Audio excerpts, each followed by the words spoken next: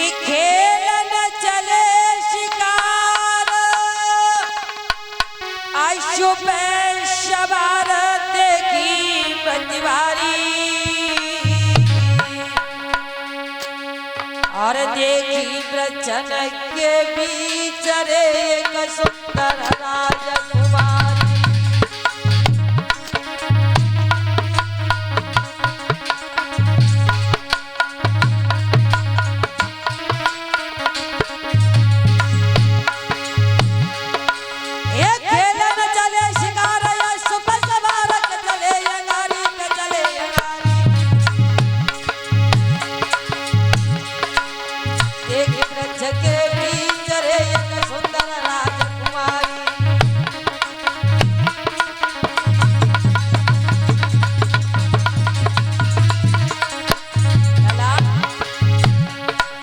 सुंदर बदन विशेष भोले के सचंद्र आए देखत रह गए भूपर आदि सारी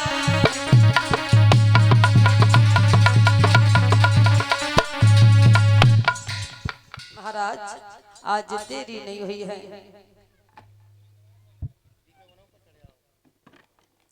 श्री सूत जी समझाते हुए बोले हैं महाराज शांतन ने जैसे ही उस लड़की को देखा देखते ही रह गए, इतना सुंदर चेहरा है।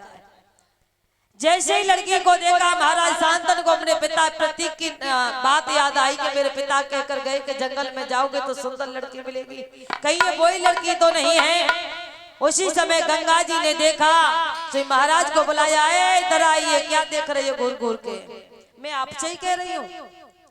महाराज शांतन पास में पहुंच गए, जैसे ही लड़की को देखा सुध भूल गए, इतना सुंदर रूप है। महाराज शांतन ने कहा कि महाराज तुम कौन हो? जवाब दिया अभी तुम कौन हो? मैं तुमसे शादी करना चाहता हूँ, मेरा मन तुमसे भर गया है।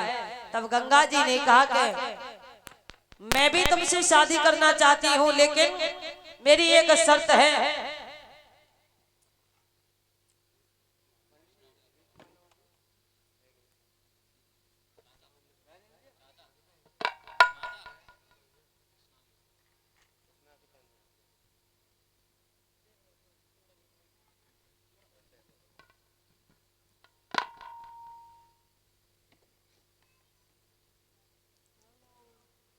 जब ये कहा कि मैं तुमसे शादी करने के लिए तैयार हूं, लेकिन मेरी एक शर्त है। महाराज शांतन ने कहा क्या शर्त बताओ। श्री गंगा जी ने कहा और बोली कि हम चले वे को तैयार, शर्त ये गया लगा हमारी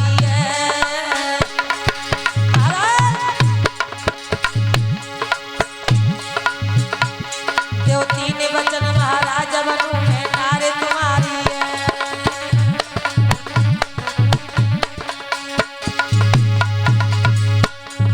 गंगा जी ने कहा महाराज शांतन सुनो, तुम हमसे शादी करना चाहते हो तो हमारी 3 शर्त हैं। बोला क्या?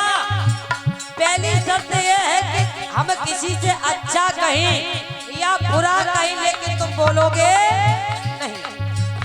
दूसरी शर्त यह है कि चाहे हम किसी को मारे या चिंता करें, लेकिन तुम कभी बोलोगे नहीं।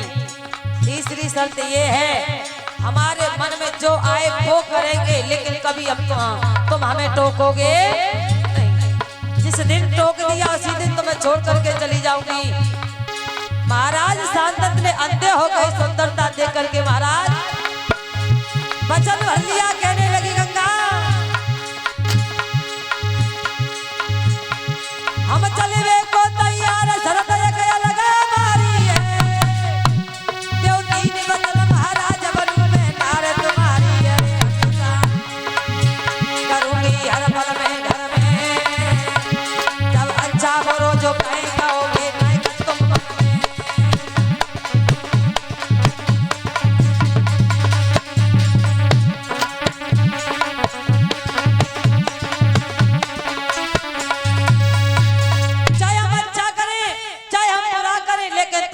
कभी तुम कुछ बोलोगे नहीं हमारे बारे में, तो हम शादी करने के तुम्हारे साथ तैयार है। महाराज शांतन इतने अंधे हो गए, उन्होंने कह दिया ठीक है, जो तुम करना, लेकिन हम तुम्हें करने से कभी रोकेंगे नहीं, न कभी आपको टोकेंगे। महाराज उसी जंगल में महाराज शांतन का और गंगा जी का गंधर्व विवाह हुआ, जिसे लंबहर बोलते हैं। गंधर्व विवाह करके महाराज शांतन अपनी पत्नी गंगा को लेकर के आए हैं। देरी नहीं, इतने अंधे हो गए महाराज गंगा के प्यार में कि देरी नहीं। अरे गंगा से प्यार रे, आंगन में समय बितायो।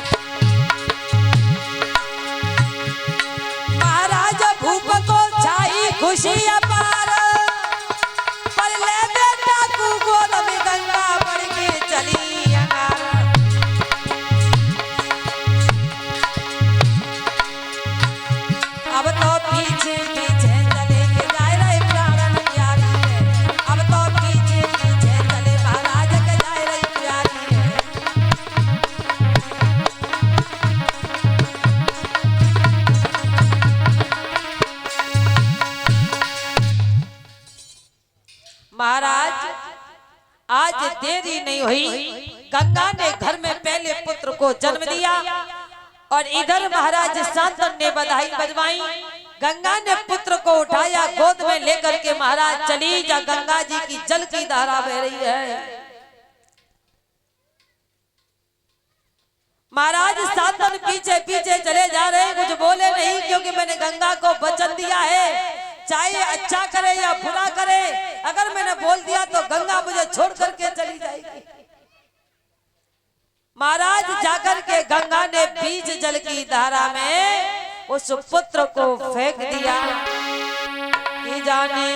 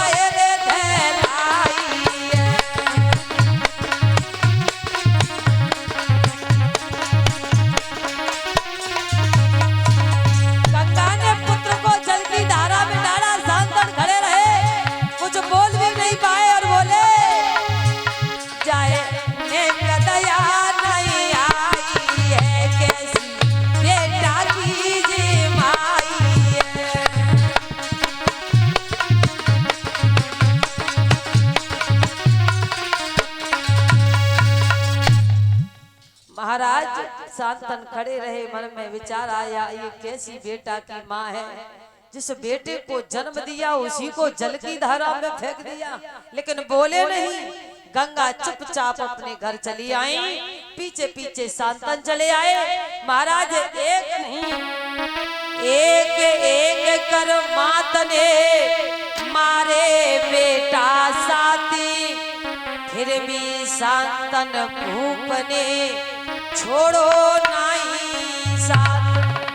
महाराज एक नहीं एक एक करके गंगा माँ ने 7 बेटों को जल की धारा में बह दिया। वही 7 बसु 8 बसु।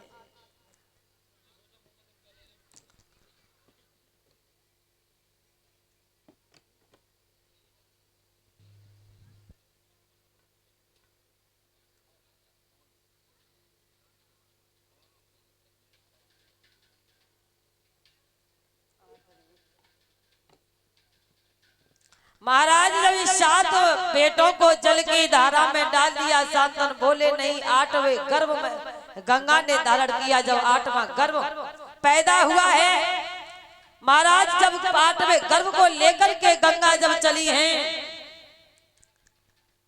आगे आगे गंगा, पीछे पीछे शांतन चले जा रहे हैं। बीच जल की धारा पर जाकर गंगा खड़ी हो गई और जैसे ही फेंकने के लिए जा रही थी, उसी समय महाराज शांतन से देखा नहीं गया, आंसुओं की धार थोड़ी से लग गई और जवाब दिया, ए गंगा रुक जाइए, तुमने 7 पुत्रों को बहा दिया, मैंने कुछ भी नहीं बोला। आज मुझसे रहा जा रहा नहीं, इसलिए मैं तुमसे बोल कहाँ गया हूँ, इसके लिए माफी मांगता हूँ। श्री गंगा ने कहा, क्या कर रहे हो महाराज, मैंने तो तुमसे मना किया कि बोलोगे नहीं और आप तो बोल गए। श्री महाराज शांतन कहने लगे और बोले, अरे तू कैसी निर्दयी मात, अरे तो ने कदया नहीं आई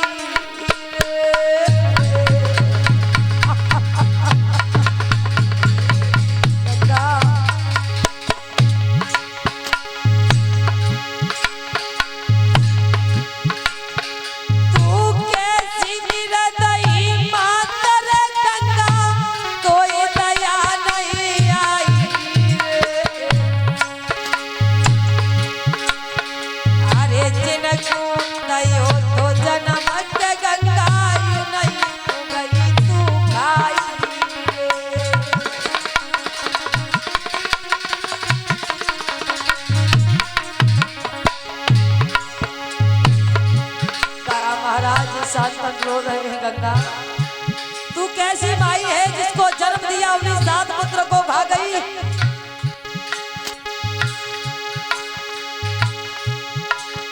अरे देखे आए गंगा जी को और शांतन गए दहलाई। अरे एक छोड़ी दे बेटा को, तू कैसी उम्र की माई।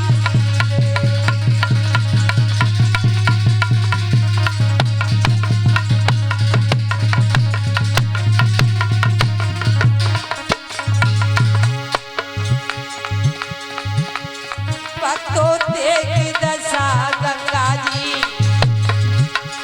बढ़ के चली अंगारी है।